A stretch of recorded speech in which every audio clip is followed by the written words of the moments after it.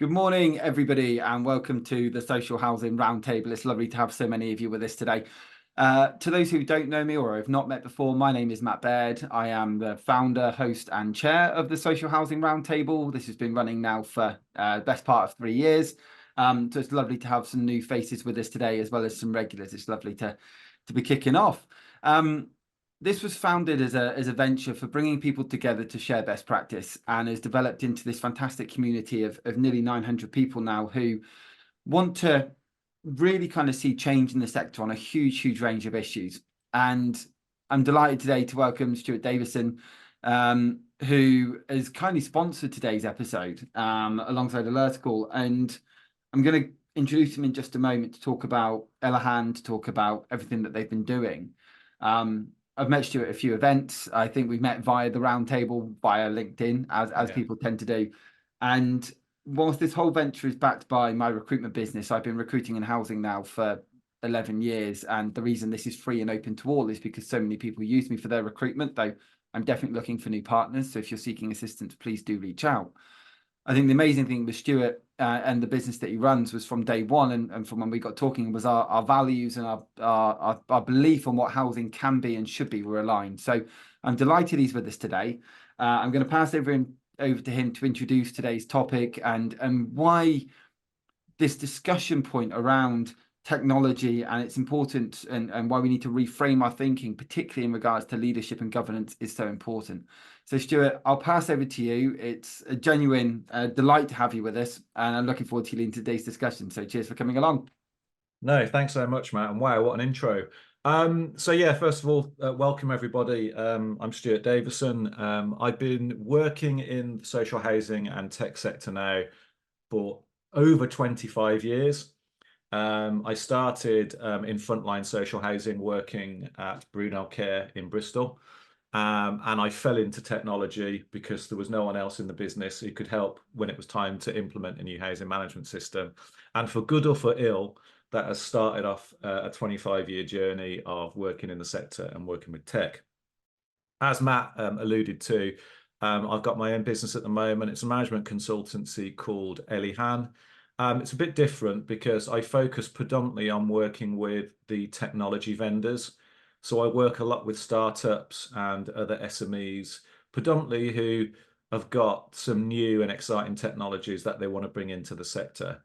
I think the other interesting side is that I'm also a board member of two housing associations. One is Elim Housing, which is just north of Bristol, and the other is Taff Housing in Cardiff.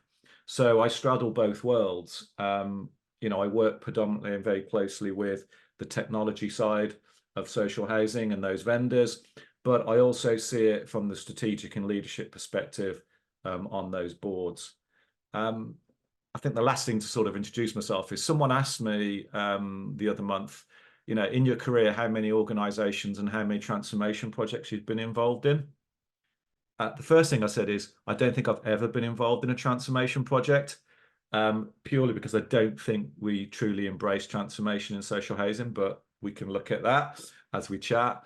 But I've actually worked with, I totted it up, it's about 112 social housing organizations that I've worked with throughout my career, from housing associations of less than 500 all the way up to groups of 80,000 plus.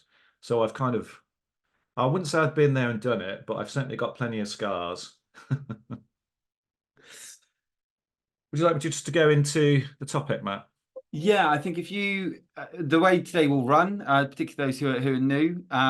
So we'll be having an introduction from Stuart today on the topic and on what we're discussing. He'll highlight some of the key themes. Do feel free during that time to put any questions or thoughts or ideas into the chat box. After that, there will be a more general open discussion. We'll probably get at least half an hour of general open discussion on anything we'd like to discuss around the theme today. So do keep questions, either put them in the chat or feel free to raise your hand and I will bring you in. Just a very quick shout out as well. We've just had our 500th person register for the roundtables this year, so you did manage to do it, Stuart. You reached the milestone. So welcome to Remy, who is with us today. He's actually the 500th person to register for a roundtable in 2024 alone. So welcome, great to have you with us. But yes, Stuart, I'll pass over to you. Thanks. Did Remy get a prize as being the 500th member? I'll Thanks for that. Yep, I'll take. No worries. So yeah, so what I wanted to talk about today is the kind of leadership opportunities and how technology can shape leadership in social housing. But because of the long experience of working in the sector, um, I wanted to raise right from the get-go that I think there is a strategic deficit in social housing when it comes to technology. And there's many reasons for that. And I'll highlight a couple of those as we talk. But I wanted to get that front and center. This is my opinion. And we all know everyone can have opinions. But I really, truly believe that we've got this strategic deficit or strategic gap when it comes to understanding the benefits of technology and how it can be utilized in social housing. And I actually think in some respects that's holding us back as a sector. So one of the first things I think is one of the issues around this strategic deficit is that we kind of get ourselves stuck in a problem solution paradigm. We've all worked long enough probably in the sector to recognize that at the moment, it's pretty unparalleled in terms of the amount of pressures, both internally and externally, that we're facing as providers. We've had tough times. We've come off the back of COVID. We've gone straight into a crisis around damp and mold. We've been consistently asked to do more and more by central government with less and less support. So I'm completely conscious of all the noise that surrounds us as housing providers. But I think what's happened is this noise, especially at the leadership level, has meant that we just don't have enough space and time to truly consider what technology could bring us in terms of changing, altering, and improving our service delivery. So it means that when we come across a problem or when we come across a challenge being posed to us by the regulator or by the sector at large, we look at it and we go, that is our issue. What do we need to do to solve it or to alleviate it? And therefore, we get stuck in this problem solution. And to illustrate that, I've had many conversations over my career, but I think more pertinently in the last 18 to 24 months, I've had many conversations with leaders, whether that be chief executives, whether that be head of housing, head of assets, head of property services, so the SLT level, where we're having a discussion around a piece of technology that they're looking to procure or implement. And very quickly within the conversation, it dawns that they're using it for like one area. And through a conversation, I said, well, have you thought about using it for this? Or did you know that it could do that? And very quickly, you see a light dawn in the eye of, oh, actually, no, we haven't thought of that. We have literally come at this from a, we want to do this. It's going to solve this challenge or solve this specific problem. And that's as far as it's gone. And that, I think, highlights the strategic gap, because this is where I think leaders need to actually be considering, if we're going to invest time, effort, resources, money into a piece of technology, we should really be thinking not just the one or even the two things it can do, but how can it actually radically transform, so I'm using that term now, radically transform the way we deliver a specific aspect of our business. And that goes to that point I've said where, quite a bit flippantly, I said, I don't think there's many examples of true business transformation that I've seen in the sector. I mean, when I started, I was using a green screen mainframe from Bristol City Council. And fundamentally, okay, we might use Windows, we might use cloud and things like that, but fundamentally, the processes of, getting someone a tenancy or raising rent or dealing with rent arrears or dealing with repairs and maintenance or planned program of works fundamentally haven't changed that much. So for me, that's where we're not truly transforming. We're just tinkering around the edges, doing some small changes.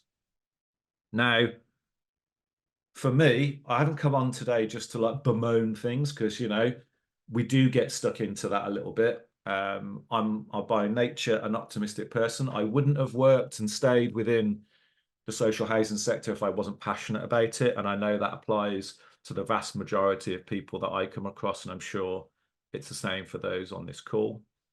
But my cry and this is something that isn't new, I keep saying this time and time again, is that we need to have technology represented at the top table. Okay. I've got, I mentioned earlier on, tech always seems to be underneath the finance team and reporting to a finance director. I can't understand why we still do that. It's a legacy from the old local housing authority days, when local authorities had big mainframes and the only technology really dealt with finance. The finance directors I know have got enough on their plate at the moment without thinking or looking to them to lead transformation. So it means tech gets pushed down a level, or maybe sometimes even 2 levels in terms of the management structure. And I think that just reinforces this problem equals solution paradigm. Whenever I have discussions on the boards I'm on, or whether I'm talking to my chief executives, I'm always consistently using the message that tech is intrinsic to the business of social housing. It's a fundamental aspect of what we do and how we deliver our services. And, too many in the sector still see tech as a support function.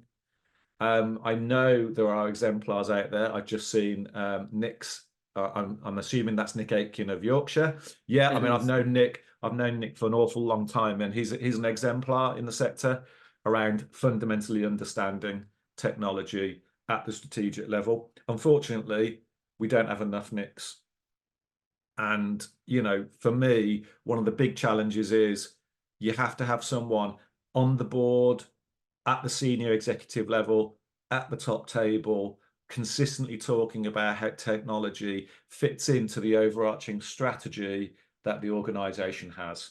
Because I think unless we do that, we're never really going to truly embrace the opportunities that tech can bring, especially some of this new technology that we're starting to see in the emerging space of artificial intelligence. So if anyone's got a bingo card going, there you go, you can cross that off. That's about all I'm going to say on artificial intelligence. And there are, it's good that someone's popped up, giving examples like Nick and some others, because there are housing associations that are embracing the challenge. They're really thinking about, well, with all this wonderful tech coming out, because it's not just AI, it's the world of connected sensors through Internet of Things.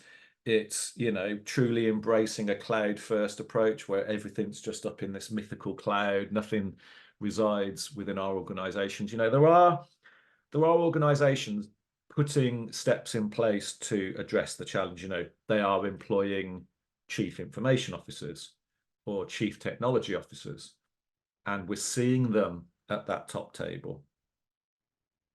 They're also going out to the marketplace now, and I've seen this increasingly, looking to actually recruit board members who have experience of using technology to transform, because that's just the word we use, to change the way we do things.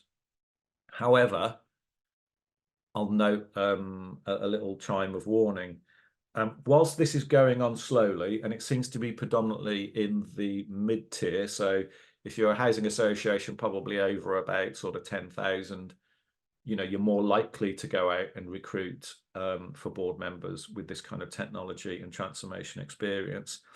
But what I'm starting to see is the danger of repeating some mistakes of the past, where what's happening is those organizations are actually recruiting CIOs or CTOs or heads of transformation from other housing associations and RPs. So we're in danger again of repeating some groupthink, because if those of us who've been around long enough, we know there was a really big push, probably starting about 10 years ago, to take executives from other housing associations and bring them in as non-execs onto the boards of other HAs. for me, I just think that's a danger of just a groupthink developing, or not actually embracing potential opportunities that reside from diverse voices and diverse experiences. There's always a place on boards to have someone who's got kind of operational frontline experience of housing. But I think we've just got to be very careful around tech, that we don't just, if you're gonna have someone with experience of tech on your board, why hire another CIO? You've got a CIO on your executive. So, we've just got to be careful of that. I did say at the top, I am mindful of the day-to-day pressures and issues that organizations face. And, we shouldn't diminish that. I don't come across people in housing that aren't doing a million and one things, that don't have, a desk overflowing with day-to-day things that they need to do.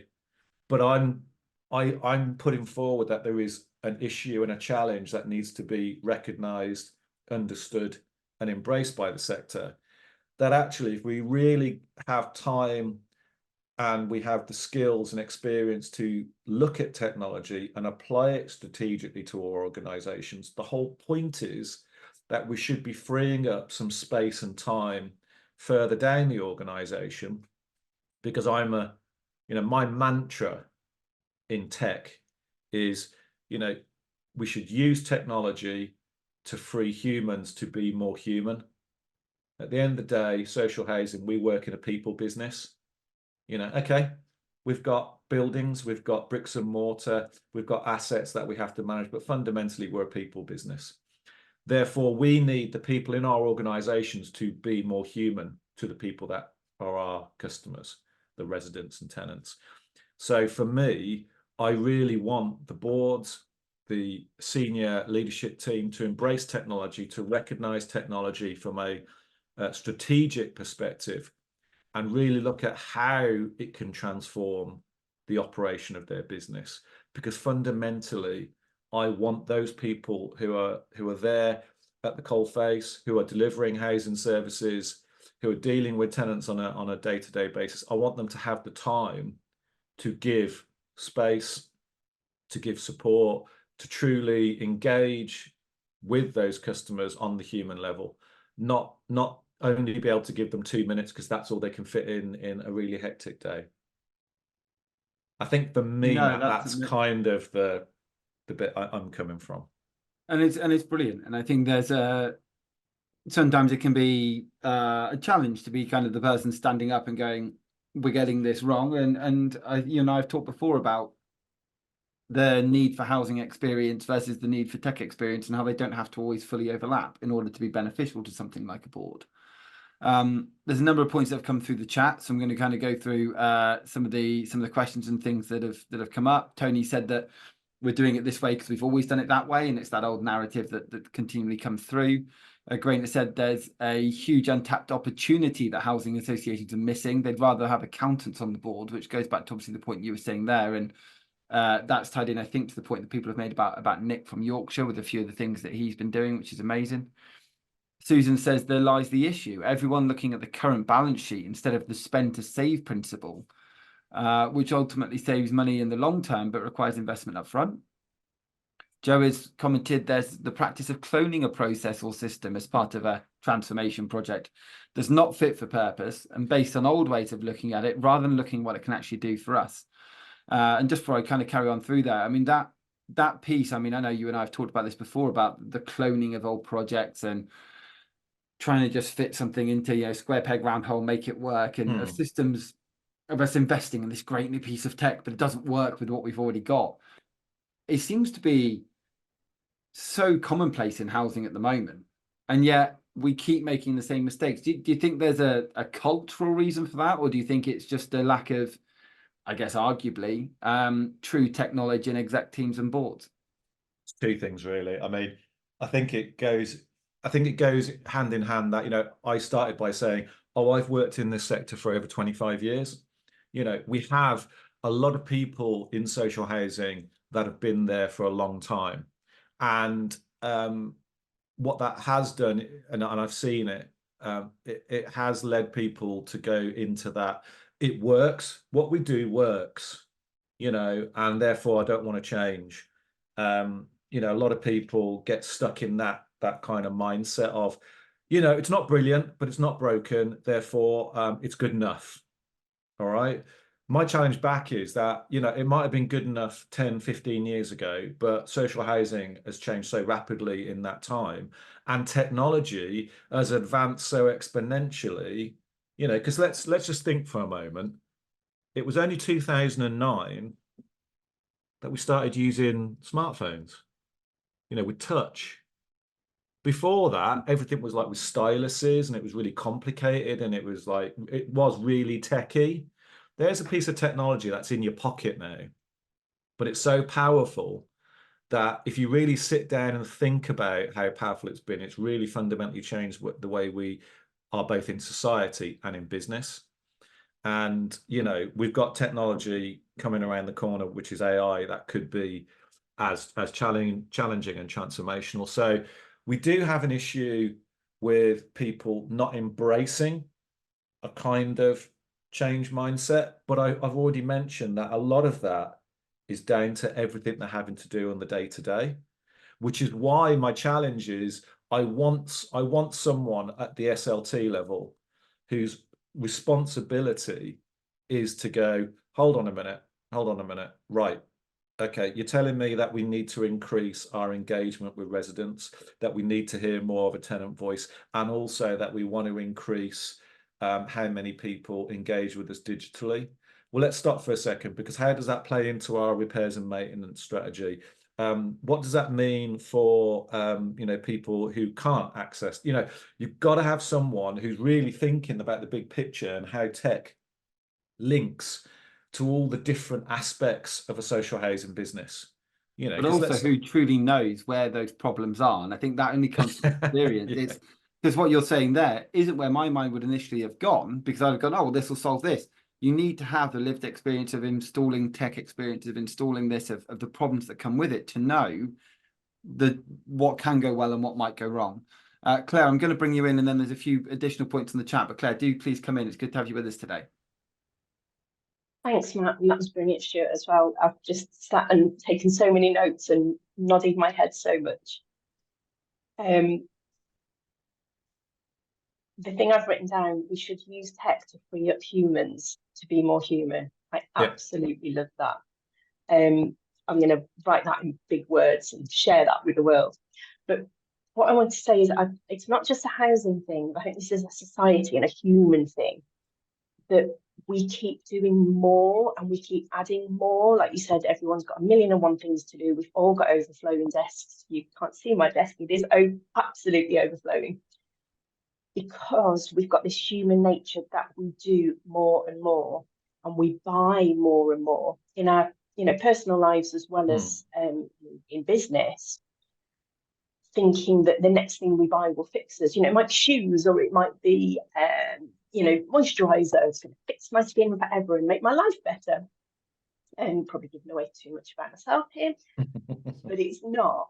And what we need to do is say no to a lot of things before we can say yes to the things that actually are going to make a difference, like the tech and doing it properly. If we try and add that on top of all the other things that we're doing that maybe we don't need to do, I'm very keen on the 80-20 principle. Are we doing the trivial many things, or are we doing the vital few things? And we need to concentrate on those vital few. I'm not saying I know how to do it. I'm just saying I think that's where we need to go. Yeah, I mean, this equally goes into the challenge that I put, I think one of the issues we've got as a sector is it's very difficult to kind of go, stop for a moment. Okay, what we need to do is just really think, are we doing the right thing? Because there's so much noise. So it's almost like we're coming at this from the same kind of angles, because one of the things that I see a lot of, because I've been knocking around for so long, there's two things I see a lot of. One is an inability, for whatever reason, for a housing organisation to truly invest in technology properly. And I'll give you an example. you know, we've all worked in organizations where we've got massively frustrated with our housing management system. You know, we're pulling our hair out, going, oh, it's not doing this, it's not doing that. Yeah. And we get to that critical point where someone puts their hands up and goes, you know what? This housing management system is not fit for purpose, right? I'm going to tell every single one on this call that is total bobbins, all right? Bobbins. Because, you know, these housing management systems would not exist. They would not have hundreds of customers if they didn't do what it needs to do. So I don't want to ever hear the word it's not fit for purpose. What's happened is the organization has just failed to invest sufficiently in time and resources to ensure that the workforce are continually upskilling on the systems they've got. Now, I'm not saying, all right, that these housing management providers are all angels and that every single one of the stuff they do is brilliant. You know, I've come across suppliers, yet they can let customers down, they can fail to engage. What I'm trying to get at is that it's too easy for us to go, okay, tech problem, yeah, not fit for purpose. So we'll bin that system and we'll go and buy a new one. And all we'll effectively do is tinker around the edges, but probably predominantly just, you know, re-engineer the problems that we've already got. The same problems. Yeah. You know, what my perspective is go, yeah, take a moment, look at your core business systems. So not just your housing management, but your asset management. If you've got a DLO, your contractor system, look at the portals that you use with tenants, maybe any apps you've got, your finance system, and truly say to yourself, am I getting the best out of what I'm paying for? If you really take a moment to look at that, you'll probably find, I would say, between 75 to 80% that yes, you are. And if you can just reinvest a little bit in making sure you're on the best, you know, the latest version, you know, never be afraid to put those suppliers under pressure to give you a better service, you know. And I can say that as an ex-supplier, you know, I'll whisper this. I did nearly 15 years at Capita. Okay, sorry about that. You know, there's nothing wrong with putting your supplier under pressure because a good supplier will respond positively to that. But what I'm trying to say is that don't throw everything out and then restart a whole housing management system, or, you know, we won't buy a NEC or a Civica or an MRI. What we'll do is we'll go and buy Microsoft and then do it all ourselves. I would rather organizations go, what are the big strategic issues we've got?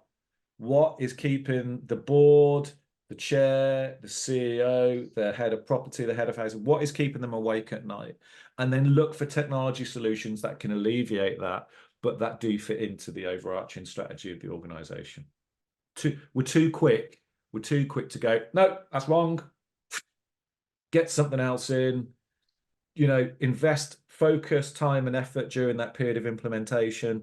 And then we don't ignore it, but we just let it fall by the wayside. We don't invest in training. Lo and behold, 5 years later, someone pops up with the word that I've already said is bobbins. It's not fit for purpose. Thank you very much, Stuart.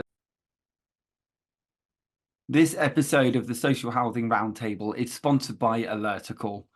Alertical helps as many people as possible feel safe, connected and informed by combining ingenious technology and award-winning human contact. Alertical's digital engagement solution helps social landlords proactively know their customers and properties by putting a portable touchscreen in every home, offering a daily property check through the optional OK Each Day service, plus repairs reporting, tenant surveys and much more. They also provide Beyond Warden Calls, an easier, simpler and lower cost wireless warden call solution with video door entry, dispersed telecare and smoke alarms. Alertical works with over 60 housing providers across the UK to enhance two-way engagement between customers and landlords. In 2022, Alertical won the Queen's Award for Enterprise and Innovation, and in 2023 won Housing Supplier of the Year. I'm delighted to have them as our sponsor of the Social Housing Roundtable throughout 2024. There's a few points that have come into the chat, and then I'm going to go to James. A point here would been from James before. So it's talking about the home installations done by Yorkshire, which you might raise some ideas of in just a moment. Just going to make sure I've muted there. There we are, lovely. Adrian, as an interim, I routinely find IT systems are the single biggest failure point when I enter into a new organisation. generally creating limitations or underperformance and creating unnecessary and unpractical workloads, which is interesting based on what you just said there, Stuart, because I think often, and I've seen this in a number of businesses, and I think housing think it's just them. It's right across the board. I mean, I've worked in a few agencies, I've worked in retail, I've worked in other customer service businesses. It's when tech isn't used properly, it doesn't matter how good the tech is, if the tech isn't being used, and not by individuals, but by the business as a whole, it's always going to fail. And I think this is a thing that sometimes it gets to the stage of blaming tech. Some tech isn't fit for purpose, and I completely agree with you, but often it's because it hasn't been used effectively for so long, it no longer is fit for purpose, and people go, it's just easier to start again, without going, well, actually, we need a mindset change in terms of how we're using this, because else we're just going to have the same issues in 5 years' time. The classic. On, sorry, I mean, I just want to reinforce this. The classic scenario is, you know, we procure a new housing management system. We invest a lot of time and effort in implementing it, probably over 18 months to 2 years. We do a lot of training internally, and then we just let it all fall by the wayside. And what happens is Sarah, who works in, you know, customer services, ends up training Bill, who's a new starter. And over time, what happens is Sarah only ever shows a new starter the smallest bits of the system to do what needs to be done. And over time, that erodes the capabilities of the system. It also means more and more times people start taking things out of the housing management or asset system and doing it on spreadsheets. You know, we have to really, you know, if you're going to invest a lot of time and money, because these systems are not cheap, then for God's sake, please invest the time and the resources in keeping your workforce fully trained on it. It's like everything. If we're not skilling up, that skill just dies off. And there's some points in that on the chat, which we're definitely going to dive to shortly, along with cyber attacks and phishing. But James, I'm going to bring you in first. Thank you for being patient. Please do come in.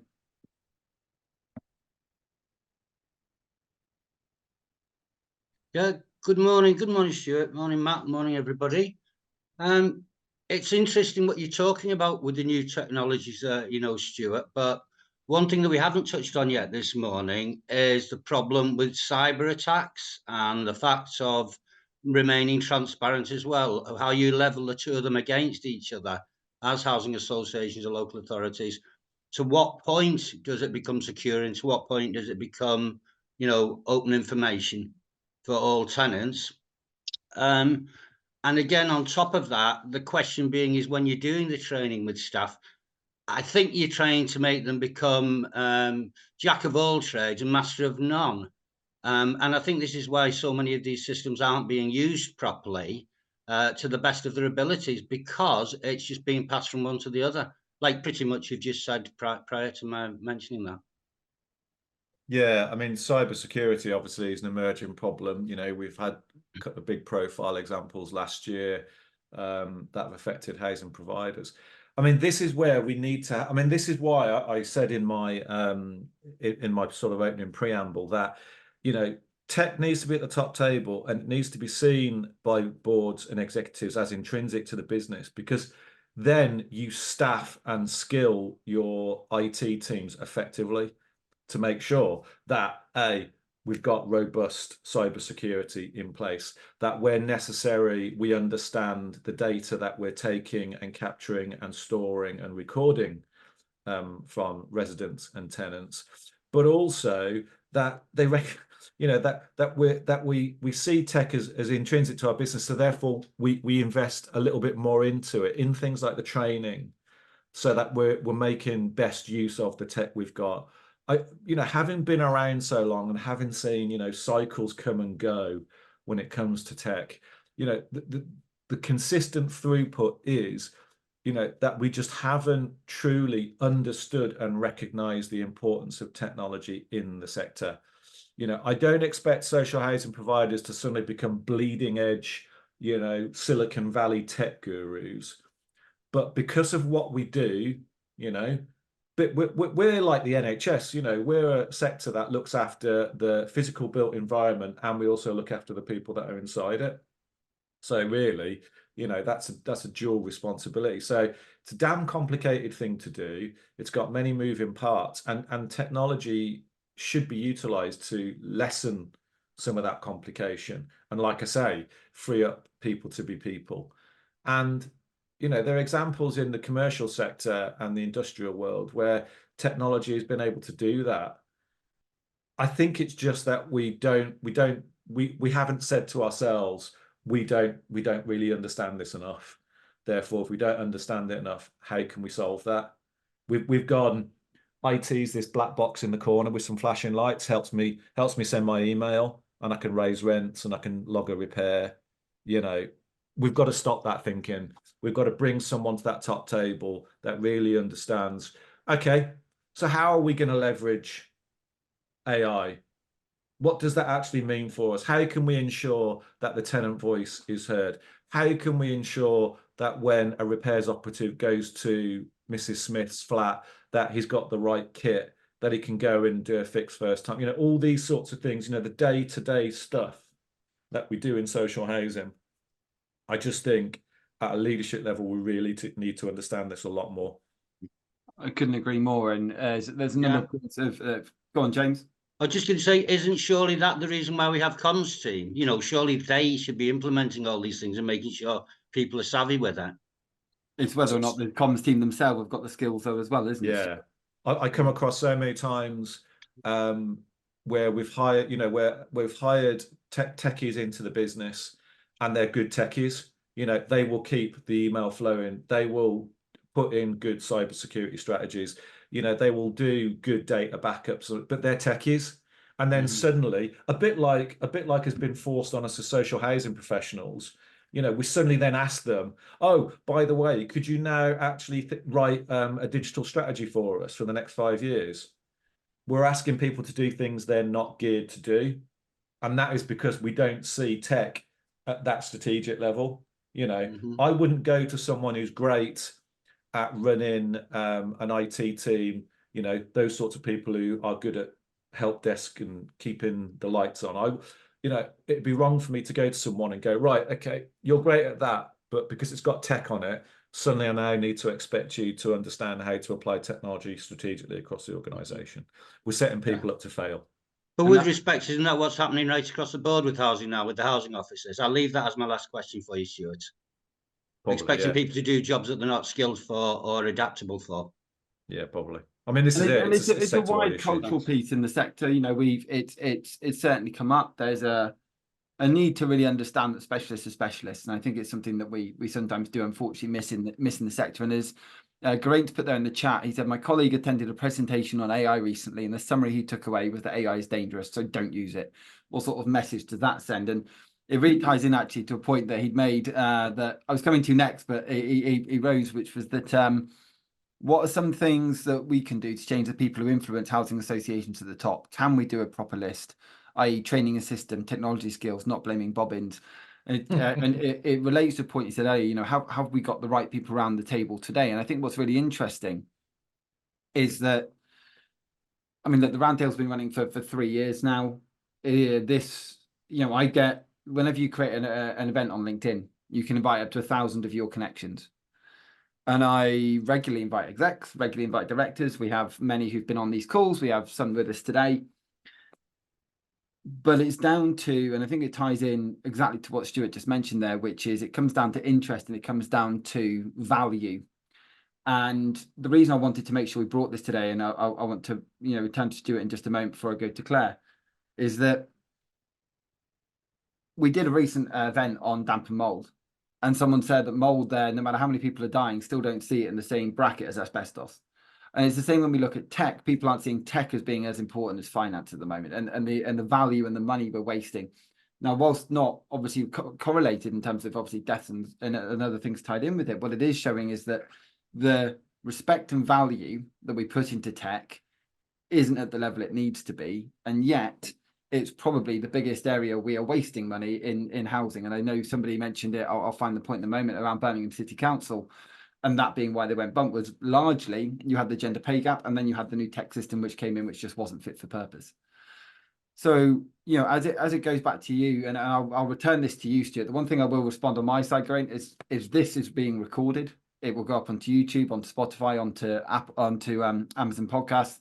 feel free to share it far and wide and say, hey, look, we think you should listen to this. If you're a board member or you're related to the board, tell you what, you've got, even if you just listen to the first half hour of Stuart, have a listen to this and just let me hear your thoughts at the next board meeting.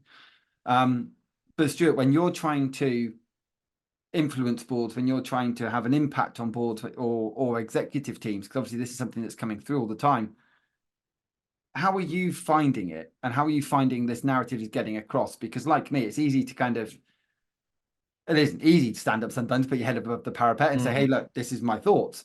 But when we're doing it, it doesn't mean you're always listened to. And how are you finding this narrative is coming across when you're speaking to senior teams?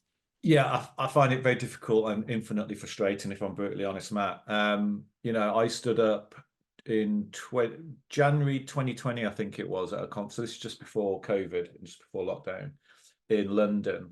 And I was in a room of about 60 chief execs and senior executives from both local authorities and housing associations. And, you know, I was saying the same things. You know, I was using the term, we need to free up humans to be more human. I was talking about, you know, I actually asked the room, put your hands up if you've actually got a specific CIO or CTO, and only one person put their hand up. I then said, how many of you have got a head of IT or a director of IT underneath the FD? And pretty much every hand in the room went up. So, you know, this is 4 or 5 years ago. And as I was talking to that audience, you know, I was getting the nods. But a nod does not translate into action and activity. And this is part of the problem. There is so much going on in the sector. There's so much external noise.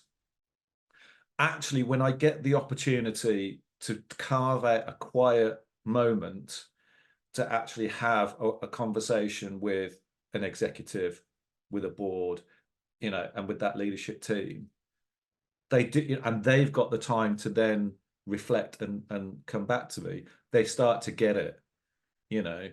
And so what I say to people is, you've got to carve and funny enough, this goes to the practice that I do in my own consultancy. When I'm working with tech founders and early businesses, I keep saying to them, you must carve out time to think, you know, in the hustle and bustle of doing your daily work and, you know, all the challenges and all the things that are going on around you. You've got to stop, carve out time to think. So for me, that's the message I always try to get across to boards and executives when it comes to tech. And it is a challenge, particularly for smaller organizations. You know, I am a board member of 2 smaller HAs.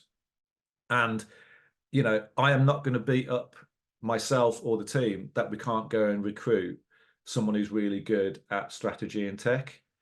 Because, you know, I've got to be brutally honest, Matt, one of my organizations is north of Bristol. We've got Bristol. You know, we can't pay the money to attract that sort of talent. It does mean that, you know, I probably do more with the organization than a traditional board member would, but I'm happy to do that. But just as a sector, we've got to understand this, embrace it. So like you've just said, my call to action for everyone on this call is, you know, I am not a lone voice because there are other people saying similar things to me, but we need more people to talk about it. We need more people to promote it. We need more people to put challenging questions, because as we all know, the more we get the conversation going outside of these kind of round tables and we get it out into the ether, the more we start to see that, oh, look, there's another seminar being spoken about this, or somewhat, there's another article we're seeing talking about this, or something else going on. So we just have to get it out there, because otherwise it's just me and a few others sat in a room going, please God, please do this, because I can't, and then I it can't becomes, talk about it anymore. You start seeing it. Well, you start seeing it then at conferences, you start seeing it Yes. at events and that kind of thing. You know, we've got 42, 43 of us we had at one point in the room today. There's enough voices that you can start championing that. Claire, I'm going to come to you, then to Tony, then I'm going back to some points in the chat. So Claire, over to you first. Yeah, sorry, it's me again. Just want to have a quick rant and ask a question. I'm a data protection consultant, for those of you who don't know me. And I know that when I say data protection, I'll get one of 2 responses. I'll either get, oh God, you're the fun police and you stop us doing our job. Or, oh yeah, I'm really on board with data protection. It's about security, isn't it? And we've got our security nailed. That's great. And both of those are wrong. And I'm constantly on a mission to try and spread the word that, I mean, the phrase data protection is wrong, because it sounds like you protect the data. As long as you protect it, that's fine. And it's actually about, should you be collecting the data in the first place? And if so, why? And then what are you going to do with it before you even think about keeping it secure? And I would like to ask Stewart and the room, really, how do I get that message across a little bit more? And how do I get to those discussions as well? Because with tech, especially, I become seen as a blocker. I'm seen as the enemy, when that's largely because maybe the tech people have gone off and done something that is problematic before speaking to somebody with a data protection hat on. And so the sooner we can talk, the better. So how do I do that? How do I get into those discussions? I think I it's know it's in a big your. question. I think it's in the title, Claire. Data. You know, the one thing I would Yeah. say about the sector is it's woken up to the importance of data. The amount of people who talk about the fact that they need a specific data strategy, and that encompasses not just data management, but data security, data protection. So you've got to go in hard on the data aspect, you know, and this is one thing I do say to the tech organizations I work with, you know, if you think you have landed on something that is vital to the success of the organization you want to work with, then you have to challenge them, and you have to not be afraid to challenge them, because you can't go in assuming that they actually know or understand the relevance of what you've got. So you lead with the challenge. Did you know? Did you know this? Did you know that? Did you know 6 of these? And 9 times out of 10, they'll look at you and go, oh, actually, I didn't. Oh, is that a problem for us?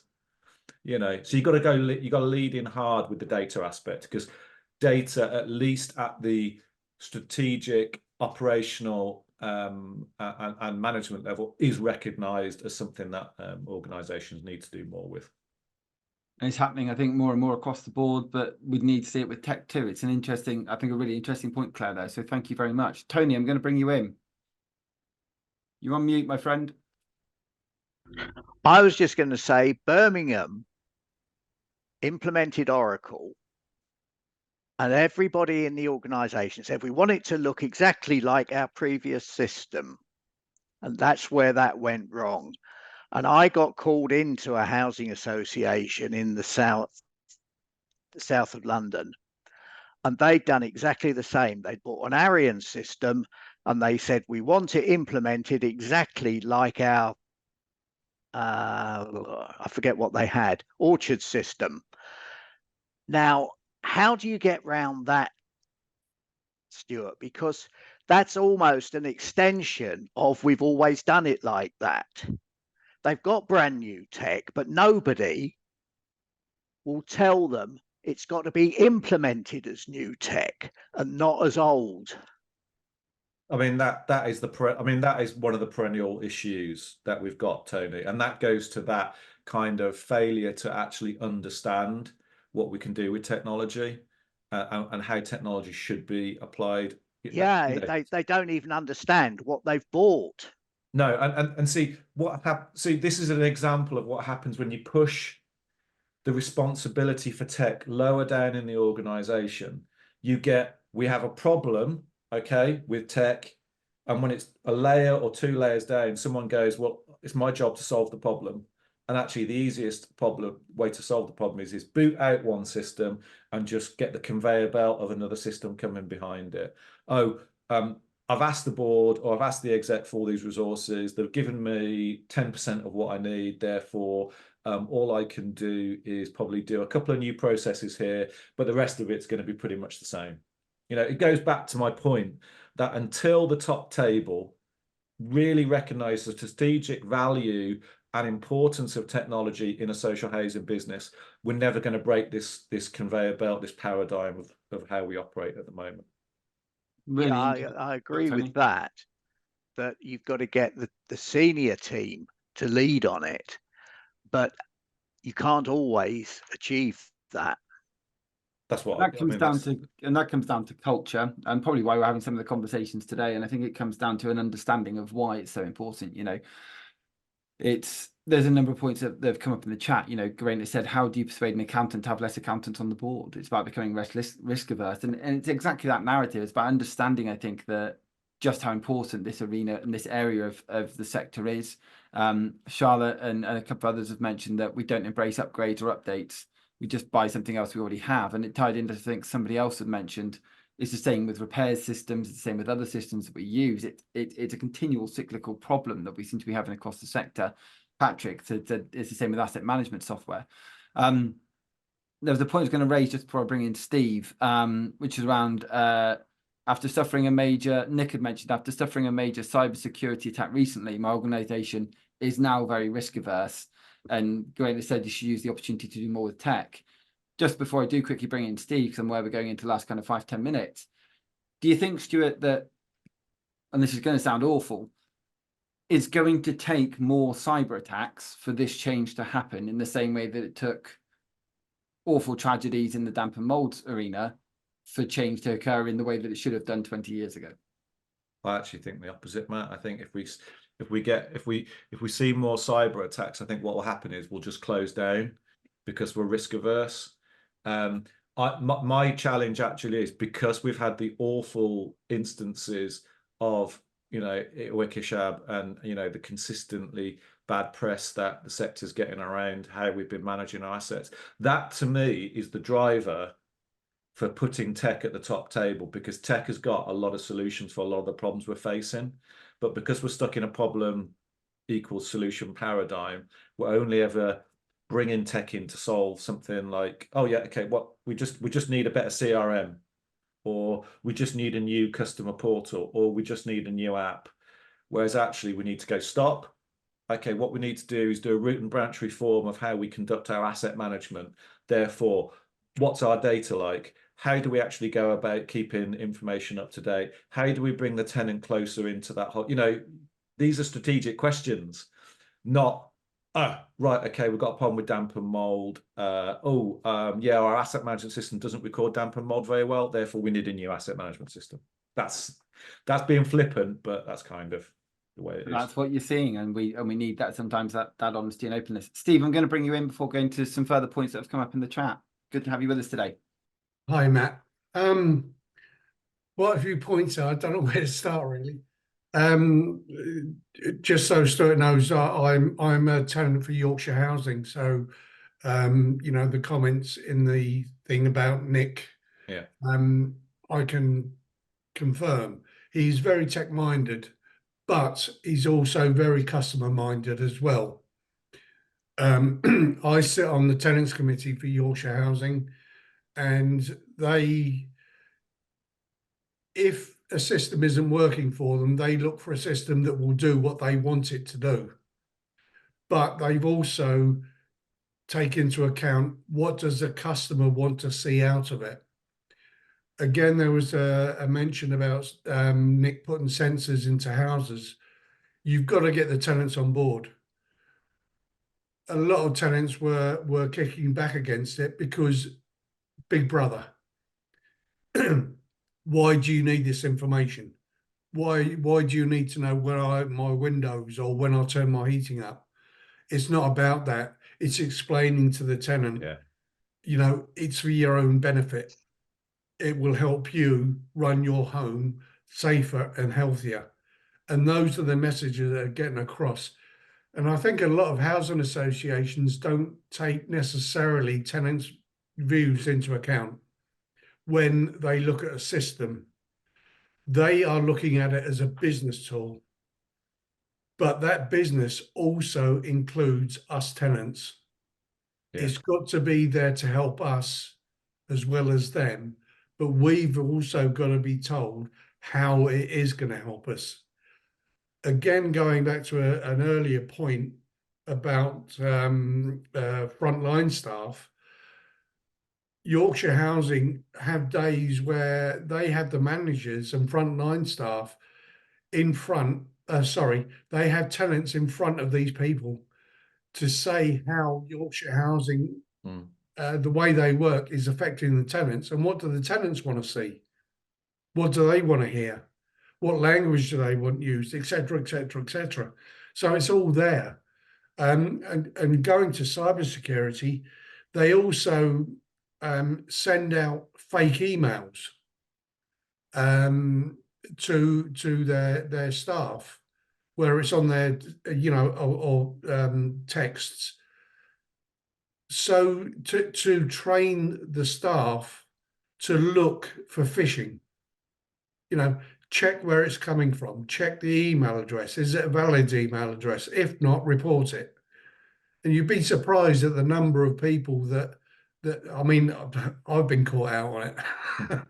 Yeah, I mean, Steve, what you're describing there is a social housing organisation that recognises that tech is intrinsic to the fundamental business of social housing, which was my that's my thesis, that if you're social housing leadership and you don't see tech as really as really fundamental to what you do, if you just see it as this support thing, like I flippantly said, sending your emails and keeping the lights on, stuff like that, you're never going to truly realize the opportunities that tech can bring, and this is what we need more of, and it's why we've got like 2 minutes left on this. We probably could have done 2 hours on this quite easily.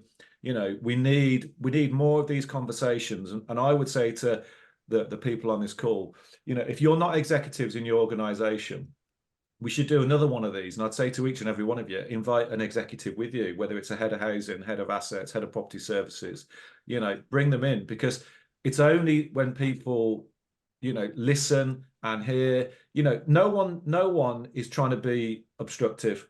Okay. No one does not want to do a great job. No one gets up in the morning to do a bad job. If they are, they shouldn't be there. And like I said, when I have these conversations one-to-one with executives, they do get a light bulb moment. And we need more leaders in the sector to have light bulb moments about what technology can do for them.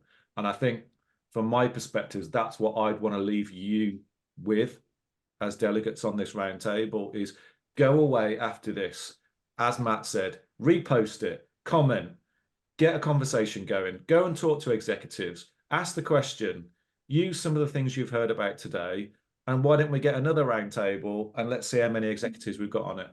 I couldn't agree more. There's a point there from Chloe, said that she fully agrees. This was around training, getting others to do tasks that they aren't necessarily competent to do, but make it make sense, and then they'll follow through. If it doesn't make sense and you're not interested in doing it, you're not going to follow through.